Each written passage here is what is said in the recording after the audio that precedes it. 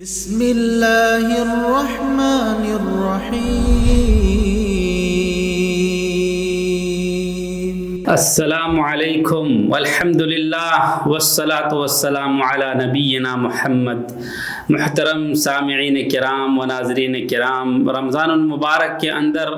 ہمیں جہاں اللہ رب العالمین کی تقرب کے لیے بہت ساری چیزوں کی اور بہت سارے محنتوں کی اور اعمال صالحہ کی ضرورت ہے، انہی میں سے ضرورت ایک بہت اہم یہ ہے کہ ہم اللہ تبارک و تعالیٰ سے خوب دعائیں کریں، خوب زیادہ رو رو کر گڑ گڑا کر اللہ رب العالمین سے اپنی تقرب حاصل کرنے کا موقع سمجھیں، کیونکہ میرے بھائیوں دعا ایک ایسی عبادت ہے اور ایک ایسا ذریعہ ہے جس کے ذریعے اللہ رب العالمین اپنے بندے کو اپنے قریب کر لیتا ہے، اور بلکہ الدعاء مخ العبادہ، یعنی عبادت کا مخ یعنی مغز وہی ہے، اصل عبادت تو دعا ہی ہے۔ اور ظاہر ہے جو بندہ اللہ رب العالمین سے دعا کرتا ہے وہ اللہ رب العالمین پر یقیناً وہ بھروسہ رکھتا ہے، اور بھروسہ کا مطلب یہ ہے کہ اللہ ہی رب العالمین سے وہ التجا کرتا ہے، دعا کرتا ہے، مانگتا ہے، اور سمجھتا ہے کہ اس کے سوا کوئی نہیں جو ہماری مصیبت کو ٹال سکے، اور اس کے سوا کوئی نہیں جو ہمیں جنت الفردوس میں جگہ دے سکے۔ دیکھیے رمضان کا جو مہینہ ہے، جہاں تمام ایام میں اللہ تعالیٰ سنتے ہیں، وہیں پر کچھ اوقات خاص ہیں اور کچھ ایام بھی خاص ہیں جہاں اللہ رب العالمین مزید قبول کرتا ہے۔ یعنی سننا اللہ تعالیٰ کی یہ صفت ہے، ہمیشہ سنتا ہے۔ قبول کرنے کی بات ہے، کچھ ایسے اوقات اللہ نے خاص کر رکھے ہیں جن میں اللہ تعالیٰ خوب دعائیں قبول کرتا ہے۔ تو اذان اور اقامت کے بیچ، اسی طریقے سے جمعہ کے دن آخری پہر میں نماز یا عصر کے بعد کچھ وقت کے بعد، اور رمضان المبارک کے اندر جب انسان افطار کر رہا ہوتا ہے اس وقت کی دعا، آپ ذرا اندازہ کریں جب آپ کے سامنے افطاری حاضر ہو، بھوک اور پیاس کی شدت سے آپ بالکل لرز رہے ہوں، اور ویسے بھی دعا کے آداب میں سے ہیں، میں آپ کو بتاؤں گا۔ سب سے پہلے یہ آیت کریمہ جو اللہ تعالیٰ نے سورہ بقرہ کے اندر فرمایا،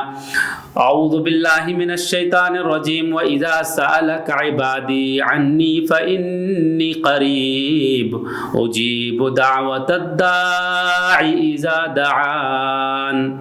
کہ جب بھی میرا بندہ آپ سے سوال کریں میرے بارے میں تو آپ کہہ دیجئے کہ میں ان کے قریب ہوں، اور میں ہر ہر قبول دعا کرنے والے کی دعا کو سنتا ہوں۔ اجیب دعوت الداعی، جب بھی پکارنے والا مجھے پکارتا ہے تو میں اس کی پکار کو سنتا ہوں۔ اور اللہ تبارک و تعالیٰ نے اس آیت کریمہ کو رمضان کے بارے میں، روزہ کے بارے میں جو فرضیت کا اور اس کے احکام کا ذکر کیا ہے، اسی کے بیچ میں یہ آیت کریمہ لایا ہے۔ اس سے اس بات کا پتہ چلتا ہے میرے بھائیوں کہ ذرا ہم اور آپ ہوشیار رہیں اور خوشگوار رہیں، اور گمان کریں کہ یقیناً اللہ رب العالمین اس آیت کریمہ کو اپنے روزہ اور روزہ کے احکام کے درمیان لانے کا مطلب یہ ہے کہ ہم ان دنوں میں خوب زیادہ اللہ تعالیٰ سے دعائیں کریں، اس امید کے ساتھ کہ یقیناً اللہ تبارک و تعالیٰ ہماری دعائیں قبول کرے گا۔ تو میں کہہ رہا تھا کہ جب آپ بھوک اور پیاس کی شدت میں ہوں، اور ویسے بھی دعا کے آداب میں سے ہے کہ بندہ اللہ رب العالمین سے بہت ہی انکساری اور خاکساری اور الحاح سے کئی بار کہہ کر اور خوب زیادہ امید، یعنی دعا کی قبولیت کی امید کر کے، اور زبان سے اللہ رب العالمین کی حمد و ثنا کرتے ہوئے اپنی دعا کریں۔ اللہ تعالیٰ نے فرمایا ان رحمت اللہ قریب من المحسنین، سورہ اعراف کے 56 نمبر کی آیت میں کہا کہ بے شک اللہ رب العالمین کی رحمت جو نیکوکار ہیں، جو دوسروں پر بھی احسان کرنے والے ہیں، اور محسن کے مطلب مطلق جو متقی اور پرہیزگار ہیں، ان کے بہت ہی قریب ہے۔ میرے بھائیوں دعا کے آداب میں سے ہیں کہ ہم سب سے پہلے اللہ رب العالمین کی حمد و ثنا کریں، اور نبی اکرم صلی اللہ علیہ وسلم پر درود و سلام بھیجیں، اور اس شرط کے ساتھ کہ ہمارا دل بالکل پاک ہو، صاف ہو تمام شرک کے شائبے سے، اور بالکل ہمیں اللہ رب العالمین کی وحدانیت پر اقرار کرتے ہوئے کہ اللہ ہی سب نفع اور نقصان کا مالک ہے، اور قبلہ کا رخ کرتے ہوئے اور اپنے دونوں ہاتھوں کو دست دراز کرتے ہوئے اللہ رب العالمین سے پورے اخلاص کے ساتھ اور بالکل منکسر دل کے ساتھ، عاجزی کے ساتھ، یا رب یا اللہ، یعنی آپ اللہ کے سامنے بالکل ٹوٹ جاؤ سمجھو کہ آپ کے پاس اللہ کے سوا کوئی نہیں ہے، اور بالکل تضرع اور خاکساری اور بہت ہی رو کر گڑ گڑا کر اللہ تعالیٰ کی ذات سے دعا کریں، یقیناً اللہ رب العالمین سننے والا اور قبول کرنے والا ہے۔ اللہ کے نبی صلی اللہ علیہ وسلم نے اللہ تبارک و تعالیٰ کے بارے میں فرمایا ہے، ان اللہ تعالی حی کریم یستحی من عبدہ اذا رفع یدیہ الیہ ان یردہما صفرا۔ میرے بھائیو، ابو داؤد اور ترمذی وغیرہ نے اس حدیث کو روایت کیا ہے، اور صحیح حدیث ہے کہ بے شک اللہ تبارک و تعالیٰ حیا کرتے ہیں، شرم آتی ہے اللہ تعالیٰ کو، اور اللہ رب العالمین کی صفت میں سے ہے یہ، اور اللہ تعالیٰ بڑے ہی سخی ہیں۔ یستحی من عبدہ اذا رفع یدیہ الیہ، اللہ تعالیٰ کو حیا آتی ہے اس بات سے کہ اس کا بندہ جب ان کے طرف ہاتھ اٹھائیں تو ان یردہما صفرا، کہ ان کو خالی واپس کریں۔ یعنی آپ یقین جانیں، ہم جب دعا کرتے ہیں اور ان تمام صفات کے ساتھ اور تمام تر اللہ رب العالمین کی طرف یکسو ہو کر مانگتے ہوئے، تو اللہ تعالیٰ ہمارے ہاتھ کو خالی نہیں واپس کرتا ہے۔ اللہ تعالیٰ یا تو جلدی سے ہماری دعا قبول کر لیتا ہے اور عطا کر دیتا ہے دنیا میں، یا اس کو اللہ تعالیٰ ذخیرہ کر کے ہمارے لیے قیامت کے دن رکھے گا۔ میرے بھائیو، جس دعا کے بدلے آپ کو قیامت کے دن ایک ایسی نعمت ملیں گی کہ آپ خوشی سے کہیں گے کاش میری کوئی دعا ہی قبول نہ ہوتی۔ آج رمضان المبارک کے اس پررونق دنوں کے اندر ہم آپ کو بتلانے جا رہے ہیں کہ استغفار اور آخر وقت میں، رات کے آخر میں دعا کا کیا فضل ہے۔ حضرت ابو ہریرہ رضی اللہ تعالیٰ عنہ کہتے ہیں کہ بے شک رسول اللہ صلی اللہ علیہ وسلم نے فرمایا، ينزل ربنا تبارک و تعالی کل لیلۃ الی السماء الدنیا، کہ بے شک ہمارا پروردگار عالم ہر رات آسمان دنیا پر نازل ہوتا ہے، حین یبقى ثلث اللیل الاخیر، کب؟ جب رات کا آخر تیسرا پہر باقی رہتا ہے، تیسرے پہر کے، رات کے تیسرے پہر کے وقت میں، فیقول من یدعونی فاستجیب له، پھر اللہ تبارک و تعالیٰ کہتے ہیں کہ کون ہے جو مجھے پکارے گا تو میں اس کی پکار کو سنوں گا، من یسألنی فاعطیہ، کون ہے جو مجھ سے سوال کرے تو میں اسے عطا کروں، من یستغفرنی فاغفر له، کون ہے جو مجھ سے بخشش طلب کرے تو میں اسے بخش دوں۔ بخاری اور مسلم کی حدیث ہے۔ معزز سامعین کرام،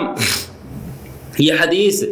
دعا کی فضیلت اور اللہ تعالیٰ سے اپنی حاجت کے مانگنے کی اور اسی طریقے سے آخر رات میں استغفار کی فضیلت پر دلالت کرتی ہے۔ اور بے شک یہ وقت جو اللہ تبارک و تعالیٰ نے اپنے نزول کا خاص کر رکھا ہے، وہ کس طریقے سے نازل ہوتے ہیں، اللہ رب العالمین کے لیے جو لائق ہے، جس طریقے سے لائق ہے اس طریقے سے وہ نازل ہوتے ہیں۔ ہمیں اس بات میں پڑھنے کی ضرورت نہیں کہ وہ کیسے نازل ہوتے ہیں، بس اللہ کے رسول صلی اللہ علیہ وسلم نے فرمایا کہ نازل ہوتے ہیں تو ہوتے ہیں۔ کیفا، یہ کیف کے بارے میں نہ نبی نے بتلایا اور نہ ہی اللہ تعالیٰ نے بتلایا، لیکن ہم یہ جانتے ہیں کہ اللہ رب العالمین اپنے بندے کے بہت قریب ہوتا ہے، اور اس وقت میں اللہ تبارک و تعالیٰ ان بندوں کو، جو بندے اللہ رب العالمین سے مانگتے ہیں اور دعا کرتے ہیں، استغفار کرتے ہیں، اسے عطا کرتا ہے، اسے مغفرت کرتا ہے اور اس کی دعائیں قبول کرتا ہے۔ کیوں؟ اس لیے کہ ایسے گھڑی میں انسان عموماً سوتا ہے، آرام کرتا ہے، غفلت کا شکار رہتا ہے، سست رہتا ہے، اور وہ یہ سمجھتا ہے کہ خوف و ہراس کا وقت ہے، رات کا وقت ہے، ایسے وقت میں ہم کہاں جائیں نہیں جائیں۔ لیکن ایک مومن بندہ ہی کے اندر وہ بے چینی پیدا ہوتی ہے کہ میرا ایک وہ رب ہے جو ہمیں ہر وقت دیکھتا ہے، اور بالخصوص ایسے عالم میں جب کوئی نہیں مجھے دیکھتا ہو اور میں جاؤں تو یقیناً یہ عبادت کا اخلص ترین وقت ہوگا اور خالص عبادت اللہ کے لیے ہوگی، وہ کبھی کسی کو دکھاوے کے لیے نہیں کرے گا۔ یعنی اس عبادت کے اندر ریا، نمود، تمام چیزوں کی نفی ہے۔ بالکل انسان اللہ رب العالمین کا ہو کر کے اللہ کی بارگاہ میں سر بسجود ہو کر اللہ سے معافی طلب کرتا ہے تو یقیناً اللہ رب العالمین بندے کے اس اخلاص کو دیکھ کر اسے معاف کر دیتا ہے۔ اللہ تعالیٰ نے اپنے ان بندے مومن کی تعریف اور حمد کی ہے کہ وہ جنت میں ہمیشہ ہمیشہ داخل ہو کر کے رہیں گے، اور ان کی صفات کو ذکر کیا ہے، وہ صفات کیا ہے کہ وہ بندے استغفار کرتے ہیں صبح کے وقت میں۔ فرمایا اللہ تعالیٰ نے سورہ آل عمران کی 17 آیت میں، الصابرین والصادقین والقانتین والمنفقین والمنفقین والمستغفرین بالاسحار، کہ وہ میرے بندے جو صبر کرتے ہیں اور جو سچائی پر باقی رہتے ہیں اور جو اللہ ہی پر بھروسہ کرتے ہیں، جو اللہ کی راہ میں خرچ کرتے ہیں، اور سویرے سویرے صبح کے وقتوں میں، سحر فجر کے وقت اور فجر سے پہلے دونوں مراد ہے، اور سحر کے وقت میں اللہ تعالیٰ سے مغفرت طلب کرتے ہیں، اللہ تعالیٰ ان لوگوں کو کہتے ہیں کہ وہ ہمیشہ ہمیشہ جنت میں رہیں گے۔ اور اللہ نے سورہ زاریات کے 18 نمبر کی آیت میں فرمایا وَبِالْأَسْحَارِ هُمْ يَسْتَغْفِرُونَ، اور صبحوں کے وقت، سحر کے وقت وہ مغفرت طلب کرتے ہیں۔ یہ بندوں کے صفات بتائے ہیں جو بندے اللہ رب العالمین کے مقرب بندے ہیں، اور یہ اوقات جو اللہ تعالیٰ نے ہمیں بتائے سحر کا، اس میں خصوصیت کے ساتھ ہمیں اللہ کو ذکر کرنی چاہیے۔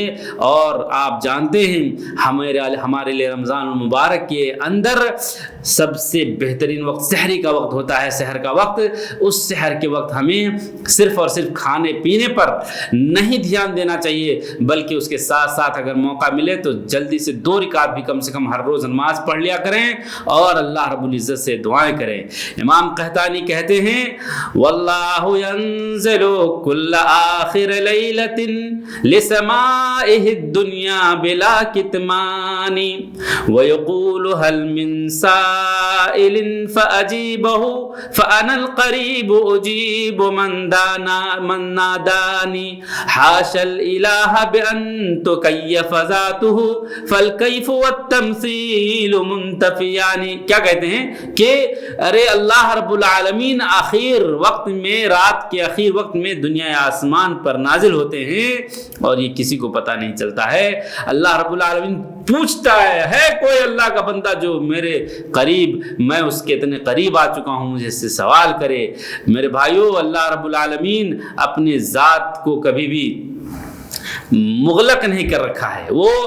اللہ تبارک و تعالیٰ کی ذات کو ہم تمثیل نہیں پیش کر سکتے ہیں کہ اللہ تعالیٰ کس طریقے سے ہیں، یعنی اللہ تعالیٰ کے لیے آپ یہ نہیں کہیں کہ اللہ تعالیٰ ایسے ہیں یا اللہ تعالیٰ نازل ہوتے ہوں گے تو اس طرح سے نازل ہوتے ہوں گے۔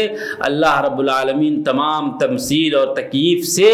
خالی ہیں اور بری ہیں۔ اللہ رب العالمین کی ذات وہ ہے جو